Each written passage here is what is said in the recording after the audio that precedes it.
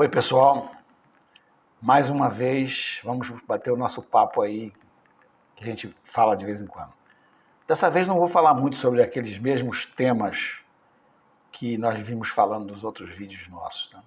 Falar um pouco sobre a situação mundial, o que é que está acontecendo, porque eu estou sendo bombardeado, e eu acredito que vocês também, uma quantidade tão grande de informações sobre tudo o que está acontecendo na Europa, na Ásia, questão da Ucrânia com a Rússia, a OTAN, essa coisa toda, que parece que as pessoas enlouqueceram. Elas não estão raciocinando corretamente. Elas não estão olhando para o ambiente e para o cenário como um todo. Estão pensando só, tem uma guerra, tem gente morrendo nessa guerra, então isso deve ser uma coisa muito ruim, vamos todo mundo meter o pau na guerra. Então alguns são favoráveis a um dos lados, outros são favoráveis ao outro lado, e outros arranjam dezenas de justificativas para explicar por que aquilo está acontecendo, ou não está. O fato é que aqui no Brasil, pelo menos aqui nós, eu acredito que em muita parte do mundo também, o conhecimento que nós temos a respeito daquela realidade é muito limitado. Então, a gente não sabe exatamente por que razão essa guerra está acontecendo, por que razão o nosso amigo Putin resolveu fazer isso, ou tomou essa decisão. Tomou essa decisão e está causando esse alvoroço todo em tudo quanto é lugar. Tá? E como nós estamos também no ano eleitoral, você pega tudo isso, bota num caldeirão e aí aparecem posições de políticos aqui do Brasil e de fora do Brasil falando sobre a situação, uns contra e outros a favor. A verdade é que a gente conhece muito pouco sobre isso. Nós não estamos em condições de emitir um parecer preciso sobre isso, mesmo porque existe uma variável nesse jogo que vocês talvez não estejam pensando. Essas civilizações que estão envolvidas nesse problema são civilizações muito antigas, milenares, muito mais antigas do que nós. Nós somos um menino, nós temos 600 anos, 500 anos, tá? De 1500 para cá. Ou seja, nós não somos ninguém na fila do pão. Tem muito chão pela frente e essas histórias da Ásia, da Europa, da China, por exemplo, uma civilização de milhares de anos. Então, todas essas coisas que estão acontecendo agora são resultado de decisões do passado. Essas mesmas decisões que fizeram com que a Crimeia, por exemplo, fosse anexada pela Rússia, que fizeram com que a Ucrânia estivesse passando por tudo isso e elegesse, inclusive, até vi uma piada sobre isso hoje, elegesse um stand-up comedy, tá, como presidente. Não sei se ele teria condições de enfrentar uma crise dessas, aparentemente não tem, porque há uma contradição muito grande em que ela era a favor do desarmamento da população e agora está mandando todo mundo se armar para defender contra o invasor russo.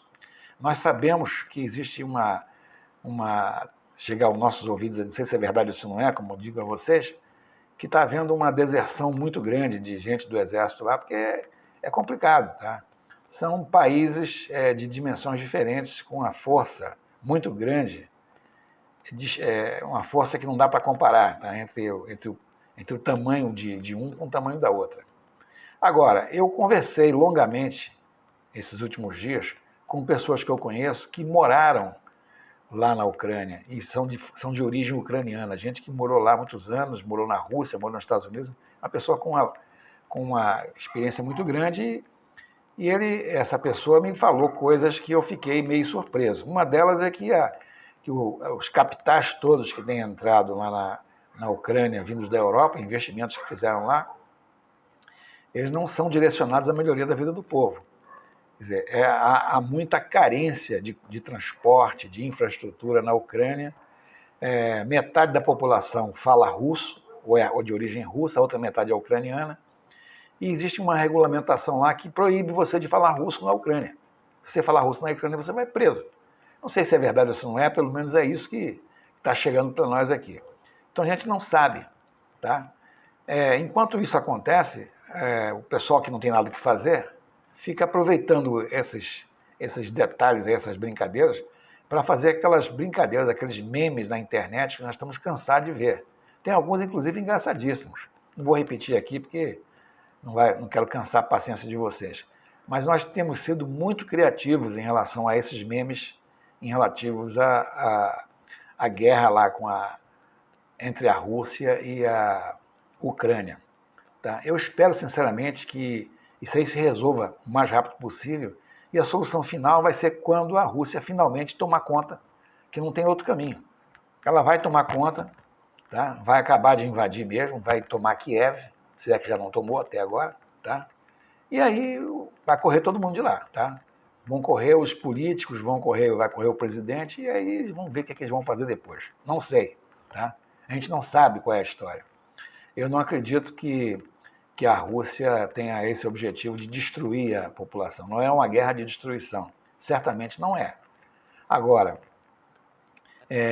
da mesma maneira que eu vejo que a guerra não é uma coisa que a gente queira, não queremos isso aí. A guerra sempre é ruim. A primeira coisa que a guerra faz quando ela acontece é matar a verdade. E aí ficam só as narrativas. Quando a guerra acontece, a verdade desaparece. Porque você começa a falar coisas e a dar explicações baseado na versão de quem está vencendo, ou de quem venceu a guerra. O perdedor nunca tem a versão dele ouvida. Quem diz a verdadeira história, a narrativa que vence é de quem venceu a guerra. Isso a gente sabe, tá? Então, não é nada de novidade, isso aí é uma coisa que já acontece há milênios no mundo. Essas guerras vão continuar acontecendo. E eu, quando começo a pensar, uma das grandes motivações que a Rússia pode ter tido para fazer isso, seria impedir que a Ucrânia entrasse na OTAN, o que permitiria que a OTAN colocasse mísseis aí na fronteira com a Rússia, ameaçando a segurança de Moscou. Seria a mesma coisa que o americano deixar que alguém botasse mísseis na fronteira do México ou em Cuba. Vocês devem ter lembrado que no passado, acho que não me engano foi o Nikita Khrushchev que tentou botar uns mísseis lá em Cuba e foi uma confusão danada. Porque se você tem um lançamento de mísseis em Cuba, você afeta todas as grandes capitais americanas rapidamente. Então, da mesma maneira que eles reagiram, lá na Europa, ou na Eurásia, vamos dizer assim, a Rússia também se manifesta contra. Agora, uma coisa que eu acho interessante é o seguinte: a Rússia é tida como o grande guardião ou grande defensor das ideias do comunismo, de Marx, aquela coisa toda. A gente sabe que a verdade não é essa. Essa não é a verdade. Mas eles são vistos aqui pela nossa juventude tupiniquim como os grandes defensores. Como é que pode agora essa mesma juventude tupiniquim, tá, ir contra a grande mãe Rússia que eles defenderam durante tanto tempo? É uma incoerência muito grande. No fundo, esse negócio de comunismo só é levado a sério aqui no Brasil.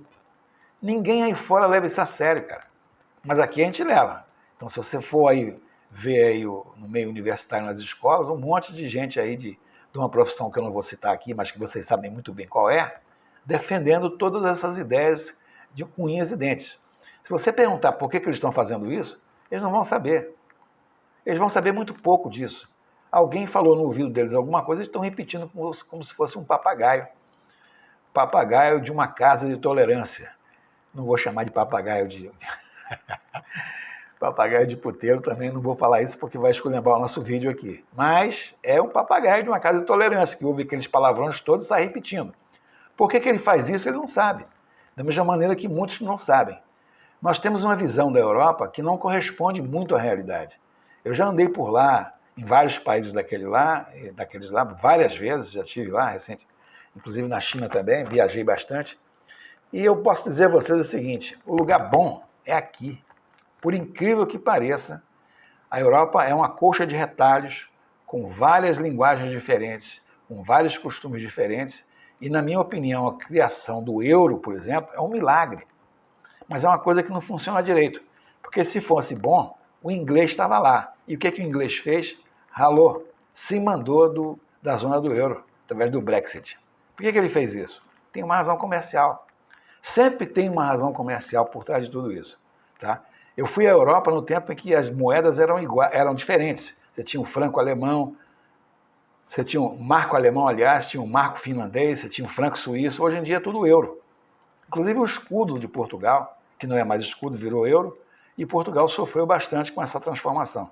Quer dizer, isso é um negócio muito complicado. A gente não entende muito bem isso. O Brasil não consegue entender como é que um país desse tamanho, como é o nosso, consegue ter a mesma linguagem em todo o seu território, usando a mesma moeda e tendo praticamente as mesmas crenças. Nós temos crenças muito semelhantes. É claro que se você for pegar um cara lá da Amazônia e compará-lo com um gaúcho, você vai ter algumas diferenças, tá? Do sotaque, alguns comportamentos e tal. Mas, do modo geral, Brasil, gente, é um país grande, continental, alvo da cobiça do resto do mundo e que, graças a Deus, está íntegro. Poderia ter sido dividido já há bastante tempo, mas não foi, nem será, dependendo da gente. E vocês podem ter certeza de uma coisa, ainda vai rolar muita água por trás desse negócio da Ucrânia. Procurem ler bastante sobre isso, procurem ouvir as várias versões para vocês terem uma visão melhor do que está acontecendo lá e por que está acontecendo. Enquanto tudo isso acontece, nós vamos ficar por aqui. E eu vou parar essa conversa que já está passando do limite, tá? Eu, em vez de acabar com aquela minha famosa frase de até logo, hasta la vista, hoje eu vou usar uma outra frase, do svidania, que é a mesma frase, mas é em russo, ok? Bye bye.